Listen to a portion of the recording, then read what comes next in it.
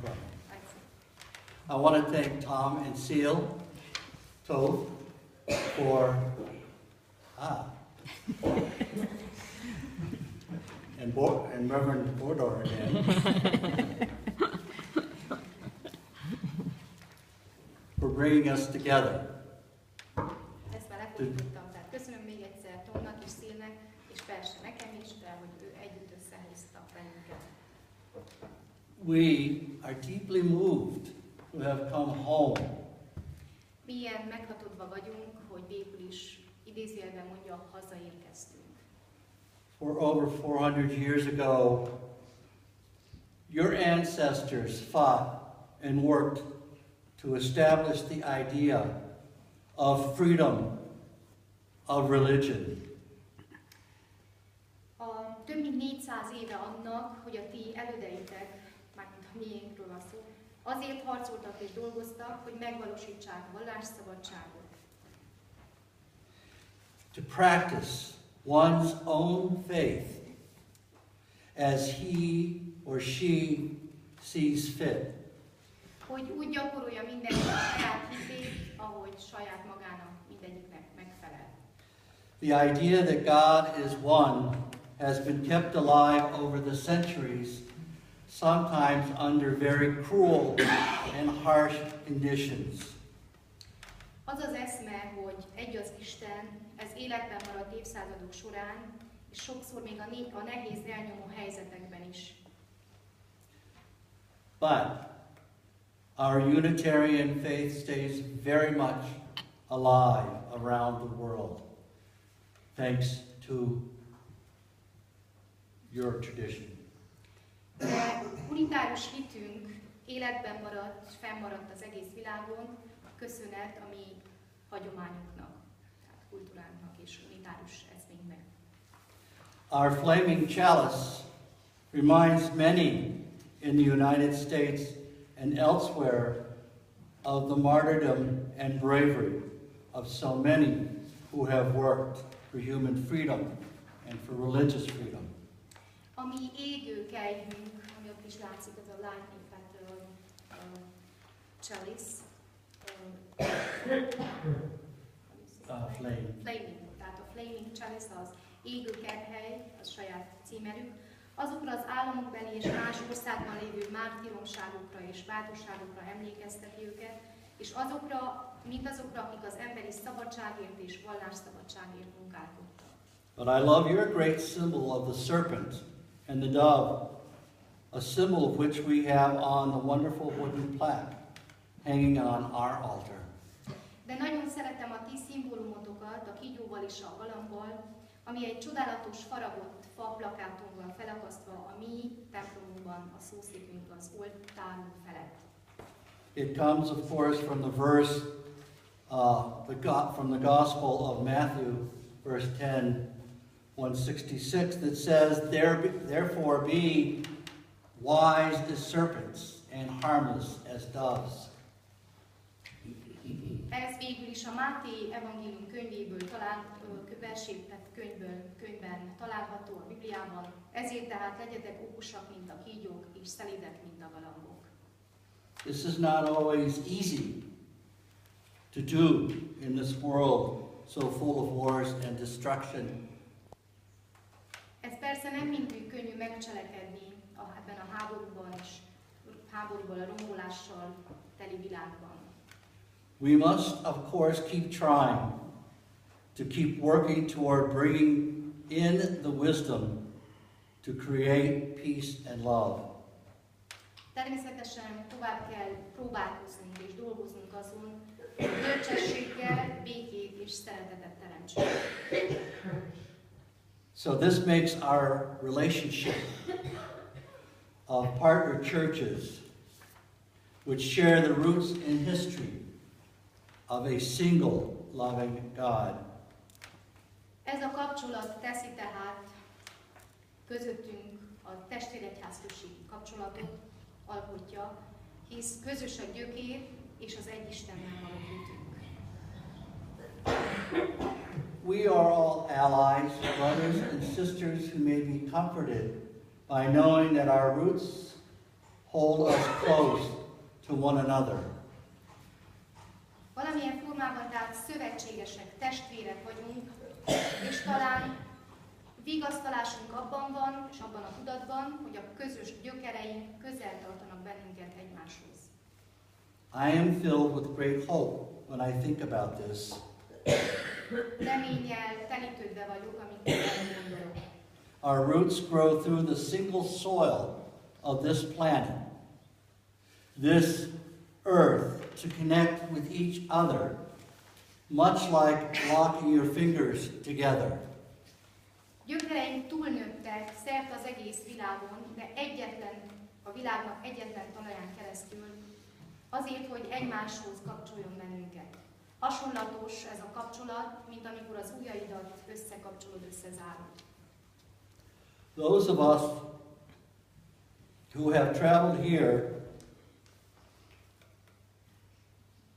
have done so as a kind of pilgrimage. We are pilgrims on a spiritual path that has helped us rediscover our beginnings. The place we were born as religious seekers. Mi, akik mindannyian ide utaztunk, zarándok utat tettünk meg. Zarándokok vagyunk egy olyan lelki ösvényen, ami segített újra felfedezni a kezdetet, azt a helyet, ahol vallásos keresőknek születtünk. In the late 18th century, and actually much earlier, many came from England and Europe in order to find a place where they may worship where they wanted to. A 18.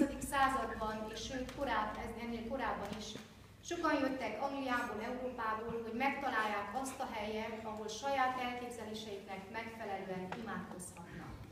With no one telling them how they must worship.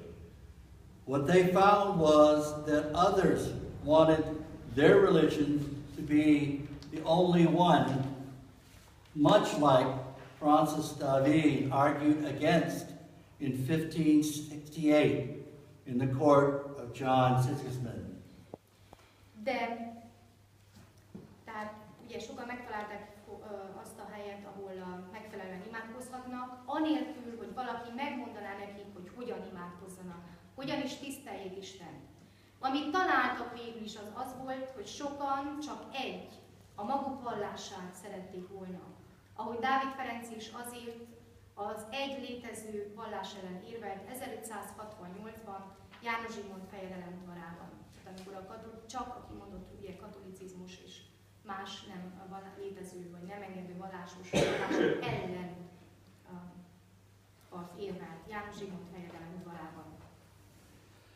Those men who wrote and signed the Declaration of Independence in 1776, which would free our United States from England, must have known something of your history here in Transylvania when they insisted on religious freedom.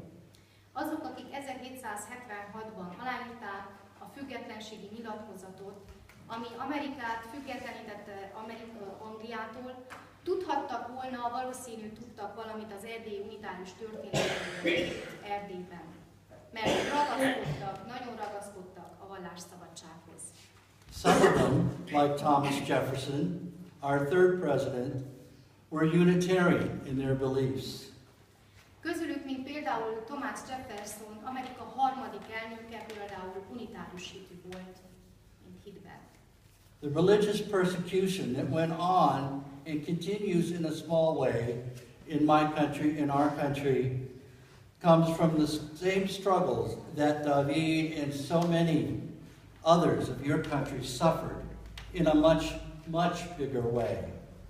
A vallásos üldöztetés, zaklatás, ami végbe ment, és valamilyen formában most is végbe megy az ő országában, mondja ő, az én, ma is végbe megy, abból a küzdelmekből származik, amit Dávid Ferenc és mások is szenvedtek, de a ti országotokban talán sokkal nagyobb formában volt jelen. Since that time of 1776, Unitarians stayed close to their Christian ideals. Over time, though, many saw God's presence in how humans lived and how they treated each other. 1776 óta az unitáriusok közel álltak a keresztény eszmékhez. Idővel mégis sokan meggyőződtek Isten jelenlétéről az életükben, az emberi életek mikéntiségében, és abban, hogy ahogyan viszonyultak egymáshoz. Even though some still hold on to Christianity, others have become humanists, pagans, goddess worshippers, and so many other beliefs. They innovated a lot. Így is sokan megmaradtak a kereszténységnél, viszont mások humanistakká váltak, vagy pogányok lettek, vagy istennő imádók, és más különböző hitfelfogások keletkeztek. Vagyis sokat újítottak. One thing that remains strong, however, is the thing that still connects the Unitarian Christians here and the American version of Unitarianism is our passion to practice our faith as we understand it. De egy dolog mégis nagyon erős maradt, és pedig az a dolog, amely az itteni, az erdélyi unitárius és az amerikai unitáriusokon összekötő, az a szenvedély, a lelkület, hogy ahogy úgy gyakoroljuk hitünket, ahogyan azt mi felfogjuk, ahogy megértjük. The United States is a country that holds closely to all kinds of freedom. Freedom to learn, freedom to work, freedom to worship. But it is like a small child that gets too many toys at Christmas. She wants to play with all of them at once, or she finds one favorite and the others become forgotten. Az Egyesült Államok egy olyan ország, ami mindenkor kitart mindenféle szabadság mellett. Van szabadság a tanuláshoz, szabadság a munkához, szabadság a saját imádkozáshoz, tehát Isten tisztelethez. De olyan ez, mint egy kisgyerek, aki karácsonyra túl sok ajándékot kap, aki mindegyikkel egyszerre szeretne játszani, vagy talál magának egy kedvencet, és a többi játék feledésbe merül. Even smaller children, when the pretty papers and bows are taken off, they bounce up and down